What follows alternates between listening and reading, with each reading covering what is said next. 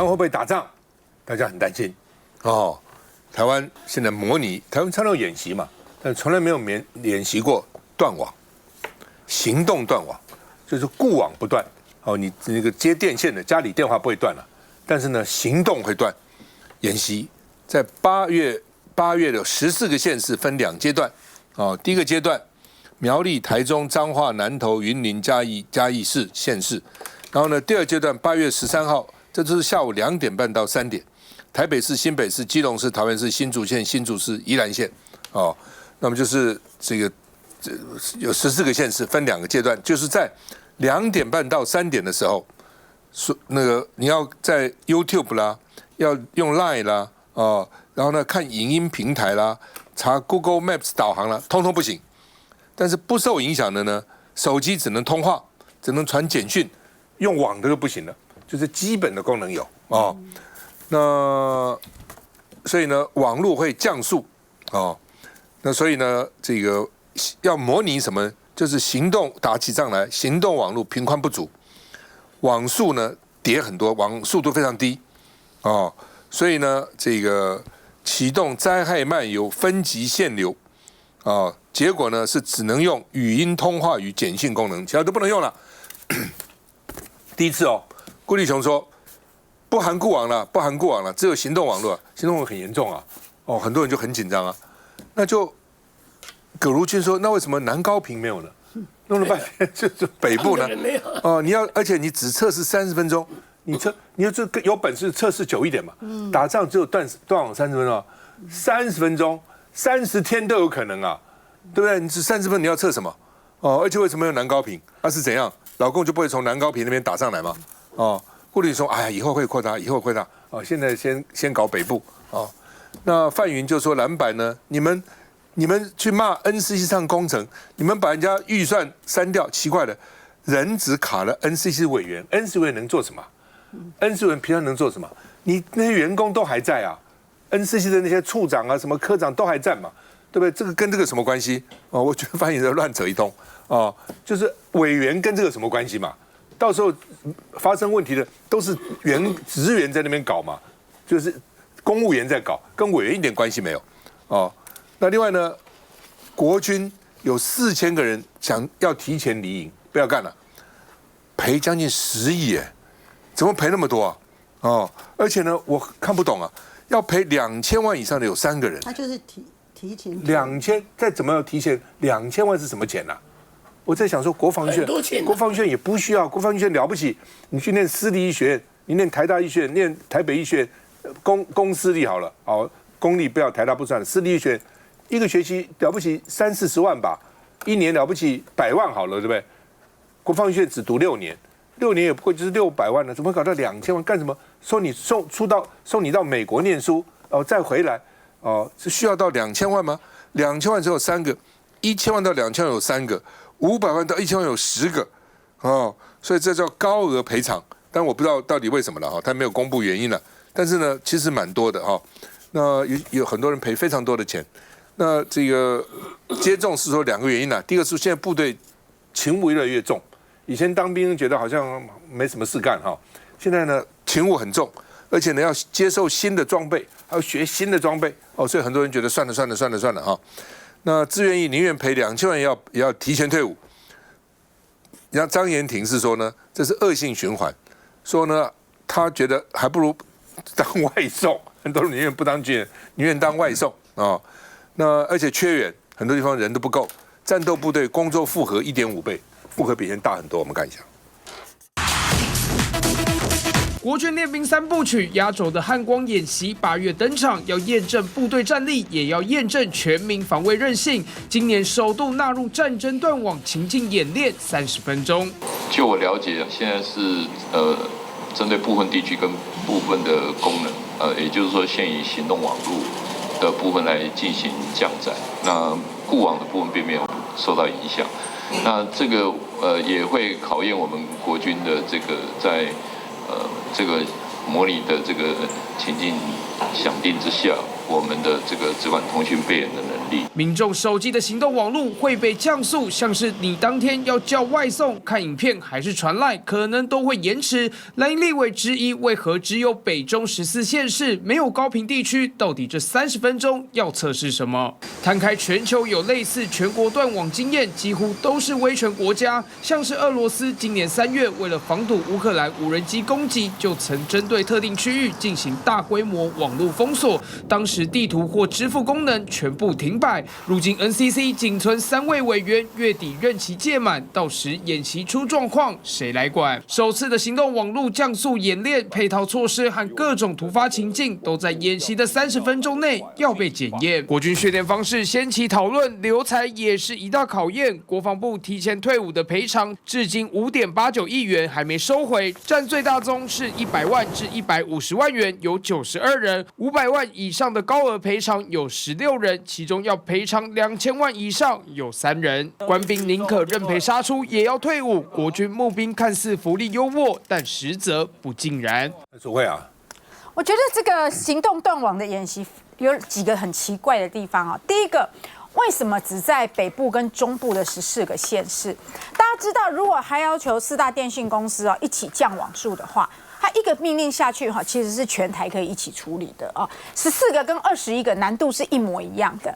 那民進黨南部大部分是民進黨執政的縣市，你不是應該更讓他們感受到戰爭來時所遇到的一些演練嗎？那為什麼只有北部跟中部的人需要去感受呢？這是第一個很奇怪的原因哦。演練哦，安全還有挑對象的哦。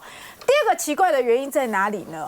就是你知道他演練都是這樣，當發生 A 的時候，你要怎麼應變 B， 這才叫演練嘛。這個空襲一響，我們要躲到哪裡去哈？但是這個演練純粹只告訴你說，我就是把你降網數，然後呢，你要怎麼辦？沒有怎麼辦？你自己想要怎麼辦？你沒有告訴民眾說，如果未來當真正有戰爭發生的時候，如果通訊出問題的時候，你各項的救難救援的資訊你要如何取得？他沒有演練應該是這樣子哦，有 A， 然後 Plan B， 你要教民眾發生什麼狀況呢？這個沒有教你哦，它就純粹像是整理一樣，我就給你半小時降速。然後如果你遇到什麼狀況要怎麼處理，沒有教你哈。第三個我覺得很這個白費工的是你降的是行動網數，你不降固網。那其實北部中部其實我們的 WiFi 家裡的固網還有辦公場合的固網，大家都用固網，都用 WiFi。所以，那你這樣，我現在用 LINE， 我也不再用自己的這個網絡吃到飽，我也是在家裡都直接切換成 WiFi 啊。那何況是台北市在很多年前就已經開始有公共免費網絡了，所以我走在馬路上，我只要登錄自己的台北的賬號，我就可以免費用固網了。所以我根本沒有我可能你要做的是演練，但民眾只要一切換 WiFi 就沒有辦法達到國防部的演習。所以我其實想了這3點以後，我不知道國防部到底只是要整人家呢，還是要找一點抗中保台的新意創新的，就是要隨時隨地讓大家覺得說戰爭要來，戰爭要來。但你為什麼不演習？就是讓大家全民去避難呢？全民去學包紮呢？全民去躲在避難所裡面30分鐘試試看。我告訴大家，如果他敢演習，叫大家躲在自己家裡的防空避難室30分鐘，會被罵死。為什麼？全台有多少防空避難室都是不合格的？甚至就在家裡的公寓的樓下，又髒又臭又熱，但是這才是真正的演習啊！但我們國防不敢做，就只敢做這种花樣式的、花絮式的。但是講上我們看到那個數據，有這麼多國軍這個自願役的，他寧可賠錢都要走，而且是賠到幾百萬、幾千萬都要走。那你國防部要不要想想看，你這個雇主或是你這個單位到底是出了什麼事，讓大家賠錢也要逃？問了立法院，你在立法院有問國防部？我在立法院今天早上我就直接的要挑戰顧部長，就顧立雄。我說你這個擺明了就是戰爭的一個散布嘛，戰爭的威脅，威脅到什麼？威脅到你們民進黨比較弱勢的區嘛。他馬上給我回一個，你就知道，所以這個我的問題是已經打到點了。他說我們有個嘉義縣，他還不敢講嘉義，他講嘉義，他的嘉義，他的意思是說嘉義基本上是綠軍多。所以他是有一個嘉義陪襯，但是其他一路都是藍軍的一個執政的縣市嘛，所以我第一個我就問他這樣，怎麼會這個樣子？你怎麼挑？他不敢回答我。他不敢回答，他是講一些其他的，要53呢這個東西來回答說，那我說什麼時候變成全面的？你不要只有這4個縣市，這個題目也沒有回答我。不但全面，而且全時，對，全時24小時，对48小时。我說30分鐘太短了嘛，而且這裡面來講，我說你算過沒有？這30分鐘來講的話，其實金融跟什麼行動支付是有受影響的哦，物流是有受影響的哦。那我就很認真去找，我說那到底經濟的損失會有多少？他完全沒有這樣的一個想法，反正就這樣做，要戰爭來了嘛哈。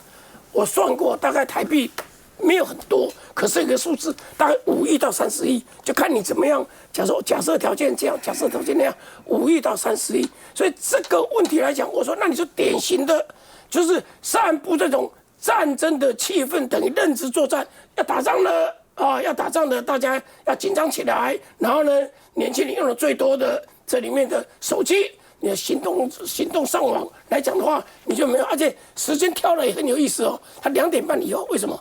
股市沒有影響股市啊，所以整個來講它是有設計過的。這純粹是第一個販賣戰爭感，第二個抗中保台的側翼。當我罵這個的時候，我講這樣的時候，他居然沒有反駁我，我就覺得比較訝異的說，他照理講說他可以講啊，委員你不能這樣解釋啊，什麼什麼之類的，沒有，他就講他一堆的。他如果反駁你是，那為什麼不上午11點到12點？為什麼只做30分鐘？他不敢，他就把它混過，就算給美國人一個交代，然後我們達到他政治目的就好了。休息一下再回來。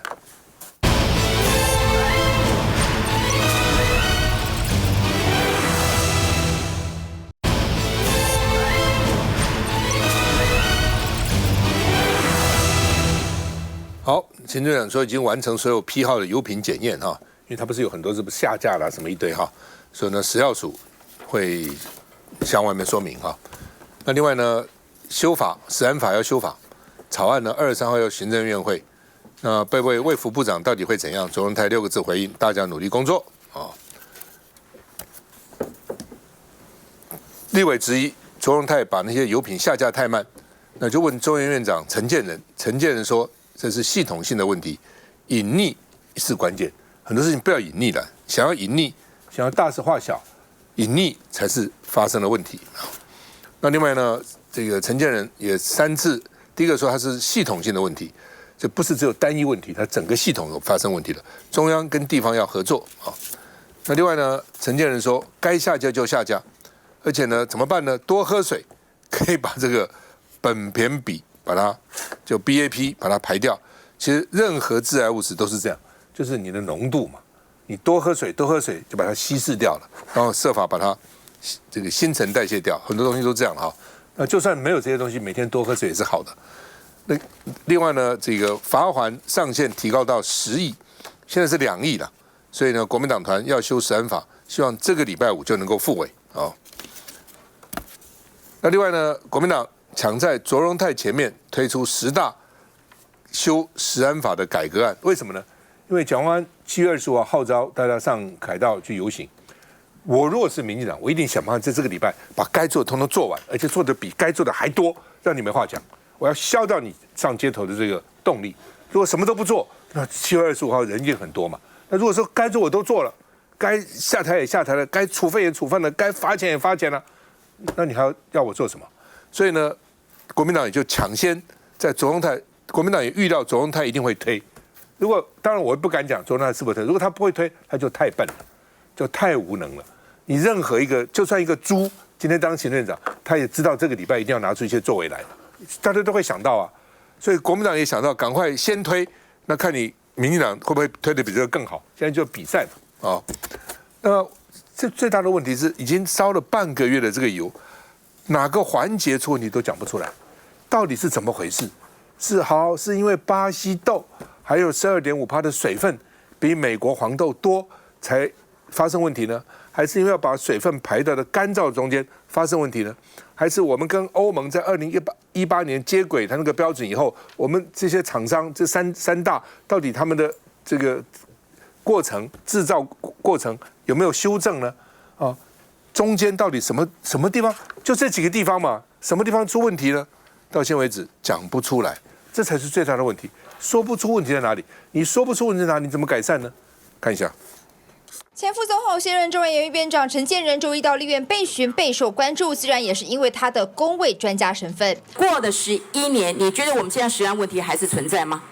是存在的。食安的問題呢，是中央跟地方呢要密切合作。呼籲應該借由政府合作機制，帶動業者提高警覺，並加強食品廠商自我稽查和管理，以確保食安。該下架的就要下架，就可以把它代謝掉。不要下架，該下架就要下架。過程當中，我們就看到他沒有通報，所以應該要予以重罰。另一頭國民黨團則跑到凱道開記者會，喊出周一中午前就會把黨團的食安法修法草案送進立法院議事處，納入明天的程序委員會，爭取在這個禮拜5的院會就直接開始審查。第一個亮點就是從源頭攔截，不要等到毒物上桌之後，我們才去開始補救。大幅的提高未來的行政罰鍰。最高的罰鍰額度由現在的2億元提高到10億元。廠商所謂的自主檢驗，我們也責成了限時要通報。只是卓回前一天預告，本周會提食安法修法，周4在行政院會通過。那藍營會否和政院版本討論？我們先看他們先送進來再說，我們要看內容。老實說，任何版本我們都尊重，這才是修法的爭議。不是說不跟我一路，我就讓你走投無路。喊出修食安法刻不容緩，就看藍綠如何攻防。畢竟民眾的健康迫在眉睫。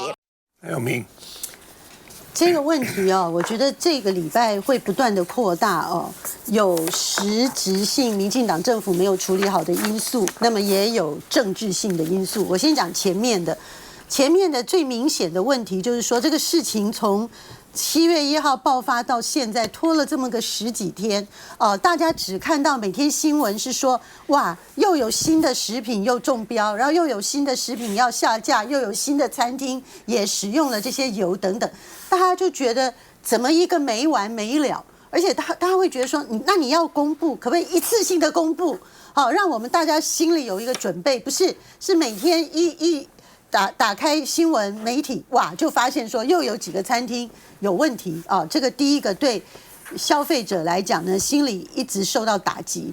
可是第二個關鍵是，弄了這麼多天了，10幾天都過去了，哎，你不知道哪一個環節出狀況。一開始呢，官方的說法有說是原料的問題。那原料是只有那一批的黃豆有問題，那還是的那個巴西來的黃豆都有問題，還到底如何？那他來台灣有問題，他去別的國家有沒有問題？而且當初講的也是疑似是原料問題，那你疑似原料問題，那你查了這麼10幾天了，你也總也告訴我們一個結果啊，那個原料到底有沒有問題？好。原料問題以外，如果不是原料的問題，那以前如果我們假設以前是沒有出問題的，沒有1級制改物的那個苯甜皮超標那麼多的，那現在為什麼突然這個超標那麼高？是中聯郵儲它在處理這個原料上面，他在哪一個地方犯了錯呢？那這個錯是現在被抓包的這批才犯了錯，還是以前都犯了錯，只是大家不知道呢？以及你在流程上如果犯的那個錯，那這個錯因為沒有被抓出來，也沒有清楚的說明，也沒有說明這個錯有沒有改正，或者有沒有堵住，我們只看到另外一方面又是檢調，因為調查之後傳來的消息非常的驚悚。發現說呢，整件事情根本就是中聯郵儲的那個總經理呢，在那邊掩蓋問題，爆發了以後還開了一個這個食品安全的聯席會議，還把那家3個股東都是3個最主要品牌油廠的代表，通通都來參加，大家的決議竟然共同說掩蓋這個問題啊，繼續有問題的繼續生產，然後東西繼續賣。那大家看到了這個事，再加上你又沒有對於問題到底出在哪裡沒有做說明，那只是有問題中箭落馬的油品使用的商品不斷的增加批號，不斷的增加數量，那大家會不害怕嗎？好，這個是實際的問題。到現在行政院提出說什麼現在要來修法，請問民眾能接受現在來修法？這是法的問題嗎？這是你行政管理檢驗不實的問題嘛？我們法當然，像國民黨已經提出了一連串了。我們剛才聽到幾個，包含罰金要提很重啦，各方面，這個未來我們大家都很贊成。可是你現在這個窟窿，這個洞到底是怎麼回事？可不可以先給大家一個交代？可不可以先保證你東西重新上架之後，我們未來不會再吃到因為致癌油產生的相關產品？好，那第二個政治性的理由是這個周末蔣萬安市長在上個禮拜周末的時候做了一件令大家至少我蠻吃驚的事情，他就突然的宣布一個大的政治動作，而且呢，他做得很積極，他自己出來宣布說，大家應該對這個事情發動一個遊行，他還跑到立法院，趕快去拜訪了這個民眾黨總召，之後拜訪民眾黨的黨主席，然後又拜訪了國民党黨團，然後又拜訪了國民党黨主席，然後把這个动員令呢，全部幾個縣市政府呢，市長通通支持，大家下達。那這個周末禮拜六會不會很多人上街頭？而這個很多人，如果這個問題到這個周末還是像今天我們星期一在討論的時候，大家仍然是搞不清楚狀況，一團混亂的話，那保證人數很多。那你民進黨確實這個時候，卓榮泰堅持不下台，衛福部長堅持不下台，食藥署長堅持不下台，民進黨那個罵大家說又不是我逼你吃的那個發言人堅持不下台，那政治後果就會很嚴重。現在我們這個食品安全的機制，就是靠廠商的自主檢驗、地方政府的抽查，還有第三方的認證，三者合為一來去做把關。可是現在就是廠商的自主認證出現了問題。第一個，去幫他稽查的這些實驗室到底驗的這個油是不是原始的油，或者這些資料有沒有通報？所以現在就要求24小時內必須要立刻通報，如果延遲就要負予責任。第二個就是說，地方政府有沒有確實的抽查？因為在食安法裡，地方政府是要查驗，是要去查廠的。可是現在的中聯油脂，它在中部，在台中，但是被爆出說，在過去的這幾年來，盧秀燕政府他只抽查了1次，但是沒有抽查本田比，所以大家就問說，那地方政府如果不抽查，也沒有抽到的話，那大家如何知道？第三個就是第三方認證的這些實驗室，它有沒有通報的義務？這也必須要有啊。而且通常這些廠商交由這些實驗室，他去稽查，他去這個驗證的時候，錢是這個廠商付的，那實驗室他知道有問題，他要不要通報？這個可能也有吹哨者的責任。所以現在如果你全部都要由中央政府去查，那查不完啊，這麼多油廠要怎麼去查？所以當然大家要分工合作，中央負責政策原則流向、資訊的公開透明，這些該有的責任、該負的這些必須要分工清楚。那地方該去查驗、該去抽查，也應該要去查。所以現在法令在，問題是大家有沒有徹底的執行？而民眾在乎的就是食安問題，到底最後怎麼樣解決，能夠讓民眾相信，能夠讓民眾安心？這個是不分藍綠的，沒有意識形態，也沒有政治問題，而是大家應該要共同努力。可是現在如果無限上綱到互相推卸責任，然後變成是大家要上街頭，大家要絕食抗議，可是問題一直在沒有解決，這個絕對不是民眾想看到的。休息一下再回來。